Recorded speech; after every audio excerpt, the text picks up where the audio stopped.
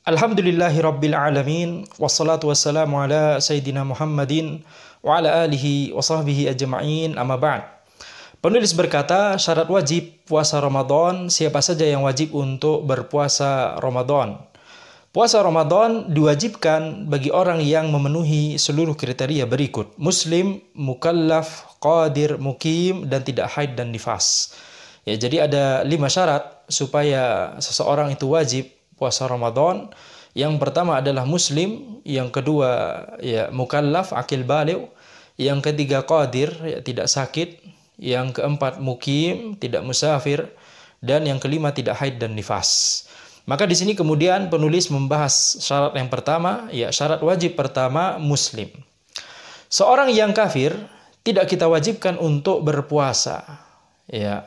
Dan juga tidak kita wajibkan untuk melakukan qadha ketika dia telah masuk Islam. Ketika dia sudah masuk Islam, tidak kita katakan kepada orang kafir tersebut, antum harus mengqadha seluruh puasa Ramadan yang telah antum tinggalkan selama ini sebelumnya. Ya, tidak kita katakan demikian kepadanya. Akan tapi nanti ada perincian kalau misalnya dia masuk Islamnya di tengah siang di bulan Ramadan, apa yang harus dia lakukan? Nanti insya Allah akan dibahas di beberapa pelajaran berikutnya. Kemudian penulis berkata, andai pun dia berpuasa ketika dia masih kafir, maka amalannya tersebut tidak akan diterima oleh Allah Subhanahu wa taala, sebagaimana firman Allah, "Wa ma mana'ahum an tuqbala minhum nafaqatuhum illa annahum kafaru billahi wa bi rasulih." Ya, dan tidak ada yang menghalangi mereka untuk diterima dari mereka nafkah-nafkahnya, melainkan karena mereka kufur kepada Allah dan Rasul-Nya. Ya. Jika nafkah-nafkah mereka saja tidak diterima oleh Allah Subhanahu wa taala karena kekufuran mereka, maka apalagi amalan ibadah mereka. Ya. Jadi ya apalagi ya amalan ibadah seperti salat, zakat, puasa, ya ketika mereka misalnya melakukannya, maka itu tidak diterima oleh Allah Subhanahu wa taala karena ya akidah dan tauhid itu adalah ya syarat diterimanya ya amalan seseorang.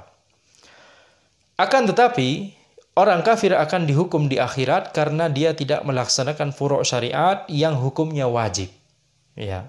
Termasuk ibadah puasa Ramadan.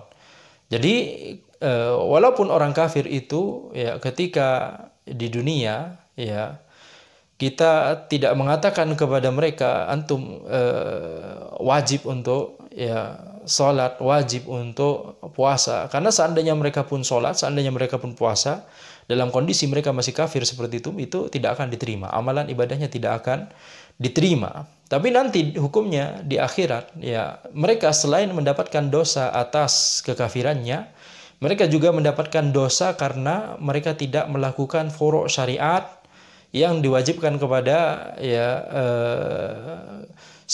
kaum muslimin, ya yang diwajibkan kepada kaum muslimin di dunia. Jadi ketika misalnya kita wajib untuk melakukan ya salat Isya, ya maka ketika kita ya kaum muslimin salat Isya sedangkan orang kafir tidak salat Isya, maka orang kafir selain dihukum ya selain nanti di akhirat mereka akan dihukum karena kekafirannya, mereka juga akan mendapatkan dosa, mereka juga akan dihukum karena ya mereka tidak melakukan sholat Isya tersebut.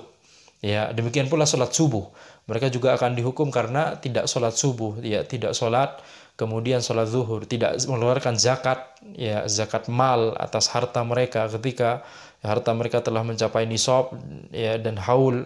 Maka ini ya hukuman kepada orang kafir ya di akhirat tidak hanya mereka mendapatkan hukuman karena kekafirannya, tetapi juga karena mereka tidak melakukan apa yang diwajibkan oleh Allah Subhanahu wa taala ya dalam masalah furu' syariat seperti salat, zakat, puasa, haji dan seterusnya. Allah Subhanahu wa taala berfirman ya menjelaskan ya bagaimana ya orang-orang kafir ketika mereka ditanya ya di neraka, ya ma salakakum fi saqar qalu lam nakum minal musallin wa lam nakun nut'imul miskin wa kunna nakhudu ma'al khaidin wa kunna nukadzibu biyaumiddin hatta atana al-yaqin. Ya, apakah yang memasukkan kamu ke dalam ya neraka Saqar? Mereka menjawab, kami dahulu tidak termasuk orang-orang yang mengerjakan salat dan kami tidak pula memberi makan orang miskin, dan kami membicarakan yang batil bersama dengan orang-orang yang membicarakannya, dan kami mendustakan hari pembalasan hingga datang kepada kami kematian. Ya, maka ini menunjukkan ya bahwa orang kafir mereka dihukum di neraka, diazab di neraka, selain karena mereka mendustakan hari pembalasan, ya mereka juga mengatakan kami juga dulu tidak sholat, kami juga dulu tidak zakat, ya kami juga dulu membicarakan yang batil, ya membicarakan akidah yang batil, membicarakan ya kebatilan bersama orang-orang yang batil.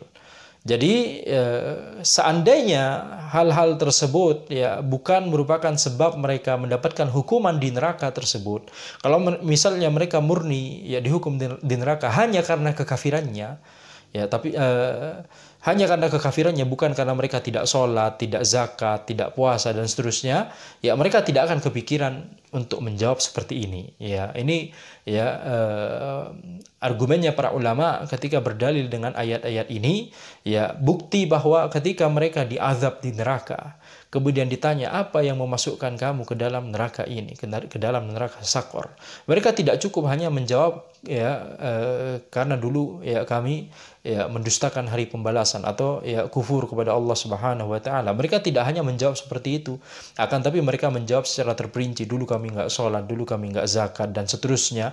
Maka ini menunjukkan bahwa hal-hal tersebut ya juga merupakan sebab azab mereka di akhirat di neraka tersebut. Ya, jadi ini adalah dalil ya bahwa orang kafir ya, juga akan dikenai hukuman ya di akhirat karena mereka tidak menjalankan ya masalah-masalah furu' syariat yang hukumnya wajib.